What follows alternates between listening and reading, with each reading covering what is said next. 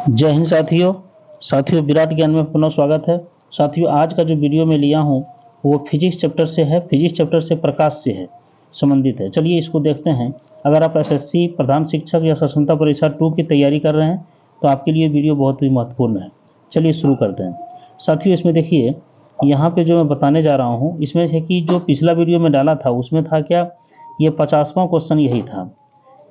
50वां question था कैंडिला मात्रक है ज्योति तीव्रता का, दूरी का, विद्युत आवेश का, ताप का। तो यही ज्योति तीव्रता का था, अर्थात ए ऑप्शन बिल्कुल राइट था। चलिए और अगले सवाल की ओर आगे बढ़ते हैं। 51 नंबर का सवाल है साथियों, बहुत ही इंपॉर्टेंट है। प्रकाश का रंग निश्चित किया जाता है। प्रकाश का रंग निश्चित किया जाता है, कैसे निश्चित किया जाता है? अपवर्तन द्वारा, तरंगदैर्घ्य द्वारा, दोनों या कोई नहीं। तो प्रकाश का जो रंग है साथियों वो तरंगदैर्घ्य द्वारा निश्चित होता है, अर्थात बी ऑप्शन बिल्कुल राइट है। इसको याद कर लीजिए, क्वेश्चन बार बार आते रहता है। 52 नंबर का सवाल है साथियों, तरंगदैर्घ्य सबसे ज़्यादा किस रंग का होता है? देखिए दो चीज़ है, तरंगदैर्घ्य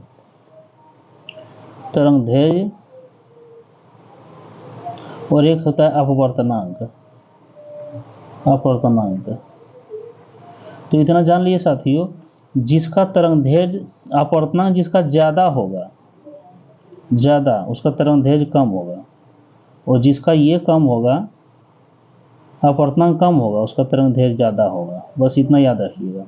तो देखिए बेनी या पिनाला के आधार पर, बेनी या पिनाला है ना, बेनी या पिनाला के आधार पर क्या था? लाल का अपवर्तनांक सबसे कम था, लाल का अपवर्तनांक सबसे कम था, अर्थात लाल का अपवर्तनांक, लाल रंग के अपवर्तनांक सबसे कम है, तो लाल का यहाँ पे ये तरंगदैर्घ्य जो है सो लाल का सबसे ज़्यादा होगा। तो इसीलिए क्या हो गया, तरंगदैर्घ्य सबसे ज़्यादा किस रंग का है? तो लाल हो जाएगा, अर्थात ऑप्शन ए बिल्कुल राइट है। और सबसे कम किसका होगा? तो बैगनी का चूंकि अपवर्तनांक सबसे ज़्यादा है इसीलिए इसका, है ना, बैगनी का अपवर्तनांक सबसे ज़्यादा है तो इसका सबसे कम हो जाएगा, बैगनी का सबसे कम होगा। इसीलिए 52 का ए ऑप्शन आपका बिल्कुल करेक्ट है, अर्थात तरंगदैर्घ्य सबसे ज़्यादा लाल का होता है। चलिए 53 में चलते हैं। इसमें देखिए साथियों, तरंगदैर्घ्य सबसे कम किस रंग का होता है? तुरंत देखें तो बैगनी का अपवर्तनांक सबसे ज़्यादा है तो तरंगदैर्घ्य सबसे कम होगा, इसीलिए सी ऑप्शन बिल्कुल राइट होगा, सी ऑप्शन, अर्थात 53 का सी हो जाएगा। बैगनी का तरंगदैर्घ्य सबसे कम होता है। 53 के बाद 54 में आइए, देखिए कह रहा है निर्वात में रेडियो तरंग या प्रकाश तरंग की गति होती है। निर्वात में रेडियो तरंग या प्रकाश तरंग की गति होती है। तो प्रकाश तरंग तो यही, वो प्रकाश की किरणें जो चलती है अर्थात सूर्य से जो पृथ्वी तक पहुंचती है तो कितना मिनट लगता है? 8 मिनट 20 सेकेंड, 20 सेकेंड है ना, 8 मिनट 20 सेकेंड। आखिर क्यों? इसकी चाल क्या है वही देखना। निर्वात में रेडियो तरंग या प्रकाश तरंग की चाल क्या है, गति क्या या चाल क्या है? 3 × 10⁴ मीटर प्रति सेकेंड, 4 × 10⁶ मीटर प्रति सेकेंड, 3 × 10⁸ मीटर प्रति सेकेंड, अर्थात सी ऑप्शन बिल्कुल राइट होगा, सी ऑप्शन बिल्कुल राइट होगा, अर्थात 3 लाख किलोमीटर। 3 × 10⁸ है ना, तो 3 लाख किलोमीटर, अब मीटर में हम दिए हैं, ये क्या होगा? 3 लाख किलोमीटर प्रति सेकेंड। अगर यदि जाइएगा किलोमीटर में जाइएगा तो क्या होगा, यहाँ पे 1000 से भाग लग जाएगा, अर्थात 3 कितना हो जाएगा? 5 हो जाएगा, है ना। तो मीटर में जब जाइएगा तो ये सी ऑप्शन बिल्कुल राइट है, अर्थात सी होगा। चलिए 3 × 10⁸ मीटर प्रति सेकेंड। अगले सवाल की ओर बढ़ते हैं साथियों। देखिए प्रकाश की चाल सबसे पहले किसने ज्ञात की थी? न्यूटन ने, केपलर ने, रोमर ने और केपलर ने। वो केपलर 2 बार लिखा गया, कोई दिक्कत नहीं, लेकिन सी ऑप्शन होगा, सी ऑप्शन होगा, रोमर ने प्रकाश की चाल सबसे पहले ज्ञात की थी। चलिए अगले सवाल की ओर बढ़ते हैं आगे साथियों। प्रतिरोध का मात्रक होता है मीटर प्रति सेकेंड, केल्विन, फ़ारेनहाइट या ओम। साथियों ओम, और इसका चिन्ह इस तरह ओम दिया जाता है, अर्थात ये प्रतिरोध का मात्रक ओम है। जब विद्युत धारा प्रवाहित होती है तो उसमें प्रतिरोध होती है, इसलिए तार गर्म भी होता है। चलिए डी ऑप्शन बिल्कुल राइट है, अर्थात डी ऑप्शन है। चलिए अगला 56 के बाद 57 में आइए। इसमें कह रहा है लेंस की क्षमता का मात्रक होता है, लेंस की क्षमता की मात्रक क्या होता है? मीटर प्रति सेकेंड, डायप्टर, ओम या 1/मीटर, इसलिए डायप्टर होगा, इसे डी से स्वीट किया जाता है। चलिए बी ऑप्शन बिल्कुल राइट है। 57 के बाद आ जाइए, 57 के बाद 58 में आते हैं हम लोग। देखिए बहुत अच्छा सवाल है ये। कह रहा है आँख की रेटिना पर बना प्रतिबिंब होता है। आँख की रेटिना पर बना प्रतिबिंब क्या है? देखिए वास्तविक और उल्टा, वास्तविक और सीधा, काल्पनिक और उल्टा, काल्पनिक और सीधा। ये ऑप्शन बिल्कुल राइट होगा। जैसे हमारी आँखों पर जो है, आँख जो है ना साथियों, ये आँख, ठीक है, ये जो ब्लैक पर्सन है यही रेटिना कहलाता है। ये तो यहाँ लेंस रहता है, सिलियरी ट्यूब से यहाँ पे लेंस रहता है। तो आँख की जो इसके पीछे जो वहाँ पे जो पर्दा है, जहाँ पे इसके पीछे जो रेटिना जहाँ पर्दा पर बनता है ना फिगर, तो वही फिगर वहाँ जो बनता है वो क्या है? तो वास्तविक तो है, चूँकि आँख है से जैसे फिगर हट भी गया, कहीं देख रहे हैं हटा भी दिए, फिर भी हमारे आँख पर वो चित्र दृश्य बनते रहता है। तो वास्तविक तो है लेकिन उल्टा है, उल्टा बनता है। वही उल्टा हमारे ब्रेन को पता चलता है, ब्रेन से हम सीधा देखते हैं, इसीलिए ये ऑप्शन बिल्कुल राइट है। 58 के बाद 59 है। आइए, प्राथमिक रंग किसे कहा जाता है? लाल, हरा, नीला, सभी, ये सब है, ये सभी को प्राथमिक रंग ही बोला जाता है। डी ऑप्शन बिल्कुल राइट है। चलिए 59 के बाद हाँ ये 60 में आइए। सामान्य आँख के लिए स्पष्ट दृष्टि की न्यूनतम दूरी है। जैसे कोई भी आदमी अगर यदि कोई चीज़ पढ़ना चाहता है तो कितनी दूरी से कोई चीज़ को पढ़ सकता है वो? मान लीजिए ये आदमी जो है सो हाथ से पकड़ के कोई चीज़ पढ़ रहे हैं, ठीक है, ये हाथ से पकड़ के पढ़ रहे हैं, तो कितनी दूरी पर रखेगा तो वो, जैसे क ख ग घ लिखा है ना इसमें, तो कितनी दूरी पर वो स्पष्ट दूरी दिखेगा, उसका आँख खराब नहीं है। मैंने स्वच्छ आँख के लिए स्पष्ट दृष्टि की, स्पष्ट दृष्टि की न्यूनतम दूरी कितनी है? तो ये 50 सेंटीमीटर, 30 सेंटीमीटर, 25 सेंटीमीटर, 40 सेंटीमीटर। तो 25 सेंटीमीटर, यहाँ से यहाँ तक आँख की दूरी 25 सेंटीमीटर तक ये स्पष्ट रूप से देख लेंगे। इसके नज़दीक लाएंगे उसमें भी दिक्कत होगी, इससे दूर ले जाएंगे उसमें भी, लेकिन स्पष्ट दृष्टि के लिए 25 सेंटीमीटर, अर्थात सी ऑप्शन बिल्कुल राइट है। 25 सेंटीमीटर स्पष्ट दूरी की न्यूनतम दूरी है। स्पष्ट दृष्टि की न्यूनतम दूरी 25 सेंटीमीटर। आइए अगला सवाल है, निकट दृष्टि दोष कहा जाता है। क्या कहा जाता है निकट दृष्टि दोष को? मायोपिया, हाइपरमेट्रोपिया, दोनों या कोई नहीं? मायोपिया कहा जाता है। निकट दृष्टि को मायोपिया कहा जाता है। साथियों ये उल्टा होता है। निकट दृष्टि दोष मतलब निकट दृष्टि है लेकिन दूर के लिए दोष है, अर्थात दूर की वस्तु नहीं दिखेगी। निकट दृष्टि दोष मतलब होता है निकट की वस्तु तो दिख रही है लेकिन दूर की वस्तु नहीं दिखेगी। इसके लिए मायोपिया या लगा लेना, जान लीजिए अवतल दर्पण का प्रयोग होता है। अवतल लेंस का दर्पण कहते हैं, अवतल लेंस का प्रयोग होता है। इसीलिए निकट दृष्टि दोष को मायोपिया कहते हैं और इसके निवारण के लिए अवतल लेंस का प्रयोग किया जाता है। निकट दृष्टि दोष मतलब निकट की वस्तु दिखेगी, दूर की वस्तु नहीं दिखेगी। चलिए 61 के बाद 62 नंबर सवाल। हाँ देखिए इसमें कह रहा है निकट दृष्टि दोष अर्थात मायोपिया को दूर करने में प्रयुक्त होता है अवतल लेंस, उत्तल लेंस, दोनों या कोई नहीं? अवतल लेंस का प्रयोग होता है। अभी तुरंत देखे थे, अवतल लेंस का प्रयोग होता है। चलिए अगला सवाल है, देखिए इसमें कहा जा रहा है दीर्घ दृष्टि दोष को कहा जाता है मायोपिया, हाइपरमेट्रोपिया, दोनों या कोई नहीं? यही होगा हाइपरमेट्रोपिया। हाइपरमेट्रोपिया को दीर्घ दृष्टि दोष भी कहते हैं। और दीर्घ दृष्टि दोष का अर्थ होता है दूर की वस्तु दिखना और नज़दीक की वस्तु नहीं दिखना। दीर्घ दृष्टि दोष में दूर की वस्तु नहीं दिखना ऐसा नहीं है। निकट दृष्टि दोष में वही भी, निकट दृष्टि दोष मतलब होता है निकट की वस्तु दिखना और दूर की वस्तु नहीं दिखना। दूर दृष्टि दोष या दीर्घ दृष्टि दोष मतलब हुआ, इसको दूर दृष्टि दोष भी कहते हैं। दूर दृष्टि दोष, दूर दृष्टि दोष है ना, दूर। तो दूर दृष्टि दोष मतलब दूर की दृष्टि ठीक है, दोष है नज़दीक की दृष्टि में, तो इसको कहते हैं हाइपरमेट्रोपिया। इसीलिए बी ऑप्शन बिल्कुल राइट है।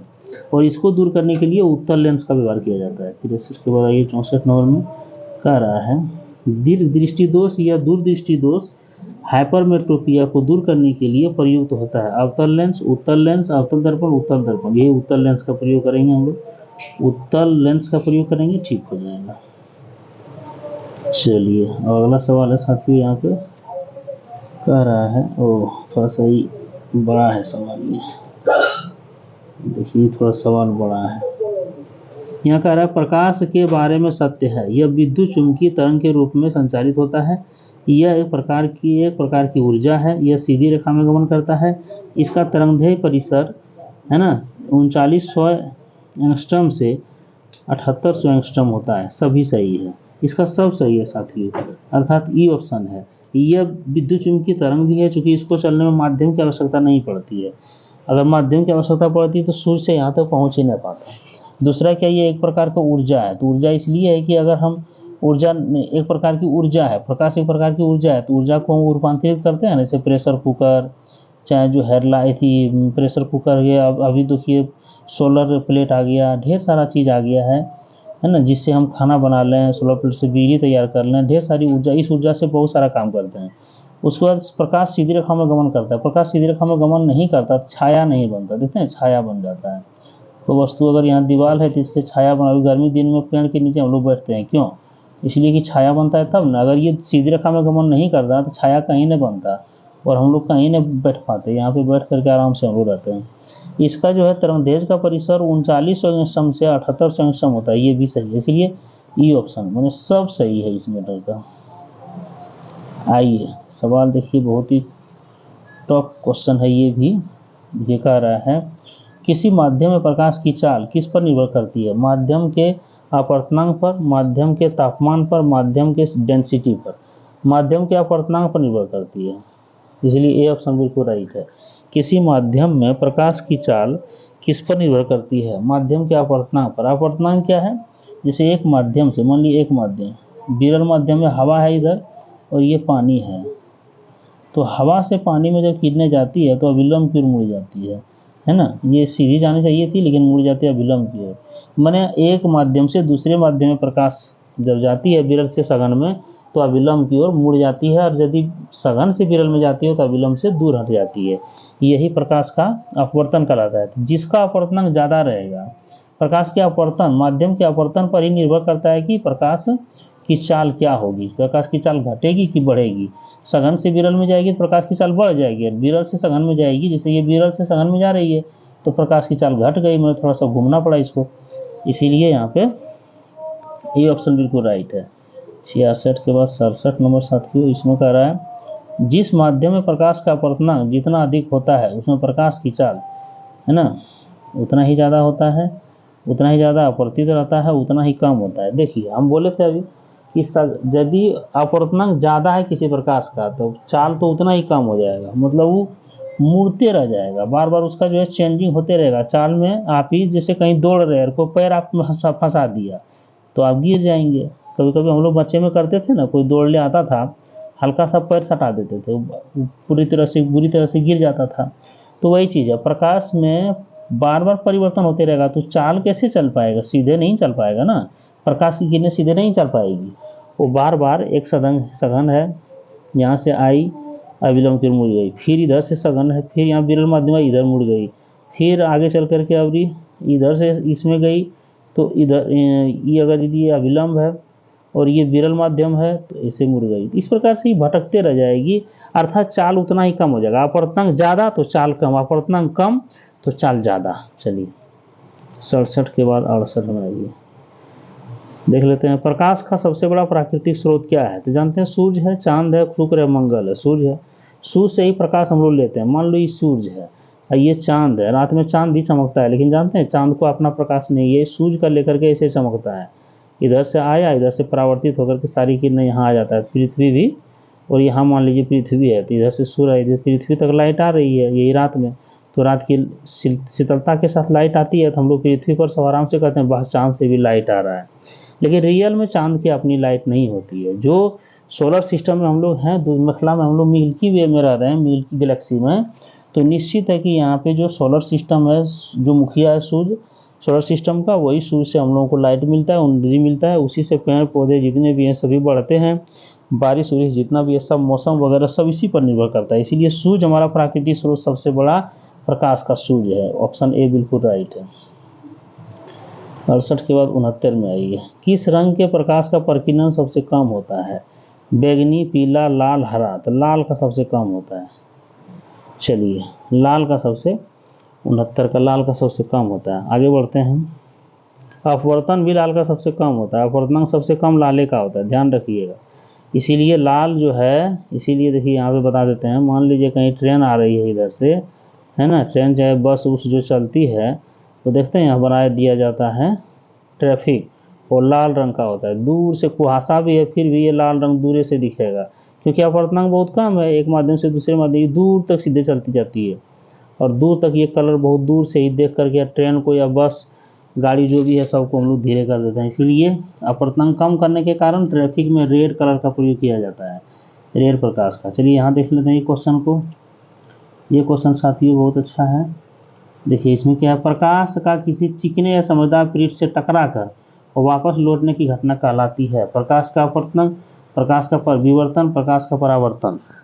क्या कहलाती है? प्रकाश का परावर्तन कहलाती है। देखिए कहना है यही कि जैसे प्रकाश इधर से सूर्य से आई, आ करके इसे टकरा के पुनः लौटना, चिकना सतह से टकरा के पुनः लौटना। जिस अगर यहाँ पे है कोई तो यहाँ से टकरा के इसी पथ पर लौटना, गई भी इसी पथ पर, इसी पथ से लौटेगी, चूंकि 90 डिग्री का था। यहाँ अगर ये जिस कोण से आएगी, मान लीजिए 45 डिग्री कोण से आई, तो फिर 45 डिग्री कोण से ही जाएगी किरणें। ये क्रिया प्रकाश का परावर्तन कराती है, इसलिए सी ऑप्शन बिल्कुल राइट है। 70 के बाद आ जाइए। देखिए प्रकाश का एक माध्यम से दूसरे माध्यम में जाने पर प्रकाश में परिवर्तन क्या कहलाता है? वही बताए हम अभी तुरंत। प्रकाश एक माध्यम से दूसरे माध्यम में जाती है, अगर सघन माध्यम में जा रही है, पानी है और ये हवा है ना, तो यहाँ से यहाँ जा रही है, तो निश्चित है प्रकाश की किरणें सघन माध्यम में जा रही तो अविलंब की ओर मुड़ जाएगी। ये अविलंब कहते हैं। अविलंब क्यों? क्योंकि 90 डिग्री पर ये एक लाइन खींचे, काल्पनिक रेखा है सारा चीज, ये कहीं खींचा हुआ नहीं रहता है। तो ये क्या कहलाता है? प्रकाश का परावर्तन, प्रकाश का अपवर्तन, प्रकाश का विवरण या विवर्तन। देखिए यहाँ गलत लिखा गया, विवर्तन होता, ठीक है। तो प्रकाश का ये अपवर्तन कहलाता है साथियों। अभी हम चर्चा किए थे कि एक माध्यम से दूसरे माध्यम में जाके प्रकाश अपनी चाल में जो परिवर्तन लाती है, ये क्रिया प्रकाश का अपवर्तन कहलाती है। इसीलिए बी ऑप्शन बिल्कुल राइट है। चलिए 71 के बाद 72 में आ जाइए। यहाँ कह रहा है प्रकाश का किसी अवरोध से टकराकर तथा उसके किनारों पर थोड़ा मुड़कर उसकी छाया में प्रवेश करने की घटना क्या कहलाती है? प्रकाश का अपवर्तन, प्रकाश का विवर्तन, प्रकाश का परावर्तन। यही होगा, बी ऑप्शन होगा, प्रकाश का विवर्तन, प्रकाश का विवर्तन। 72 के बाद 73 में, चूंकि 500 क्वेश्चन का ये महामैराथन लेके हम चल रहे हैं, तो ये भी 72 क्वेश्चन, ये 73 और 75 तक आज हम डाल रहे हैं। समतल दर्पण द्वारा किसी वस्तु का प्रतिबिंब दर्पण के किसी ओर बनता है। किस ओर बनता है? यहाँ किसी ना होगा, किस ओर बनता है। देखिए ये दर्पण है, दर्पण, यहाँ जैसे ही आप मुंह देखना चाहिएगा तो यहाँ भी उसी तरह आपको फिगर बनकर दिखेगा। मतलब दर्पण के पीछे बनेगा, दर्पण के पीछे, दर्पण के आगे, बाएं दाएं, तो दर्पण के पीछे बनेगा, अर्थात ए ऑप्शन। इसीलिए हम लोग देखते हैं, मुंह देखते हैं समतल दर्पण में, दाढ़ी बनाते हैं समतल दर्पण में। हालांकि अवतल से देखने पर दाढ़ी थोड़ा बड़ा बड़ा दिखता है, छोटा रहेगा बड़ा दिखेगा, लेकिन समतल में क्या है कि दर्पण काल्पनिक होता है, दर्पण के पीछे ही फिगर बनता है। चलिए इसीलिए दर्पण के पीछे हो जाएगा। 73 के बाद 74 नंबर में आते हैं। दो समांतर दर्पण के बीच रखे वस्तु का प्रतिबिंब बनता है। दो समांतर दर्पण के बीच रखे वस्तु का प्रतिबिंब बनता है। ध्रुव पर, अनंत पर, दोनों सही, इसलिए अनंत पर होगा, बी ऑप्शन बिल्कुल राइट है। चलिए 74 के बाद आ जाते हैं 75 में।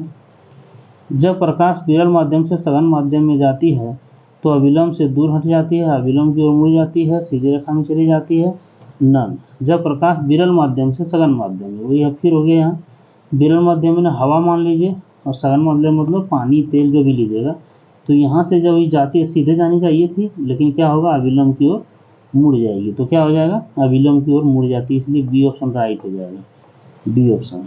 चलिए साथियों, पिछला वीडियो आप नहीं देखे हैं, हम चैनल पर आइए और पिछला वीडियो देखिए। हालांकि इस वीडियो के डिस्क्रिप्शन में भी हम पिछला वीडियो का लिंक डाल देते हैं, हमारे चैनल पर आकर के भी देख सकते हैं। पहली बार में लाइक, सब्सक्राइब और शेयर करना मत भूलिएगा। प्रधान शिक्षक की तैयारी बेहतरीन ढंग से कीजिए, बहुत कम फॉर्म गिरा है, बहुत अच्छा अपॉर्चुनिटी है।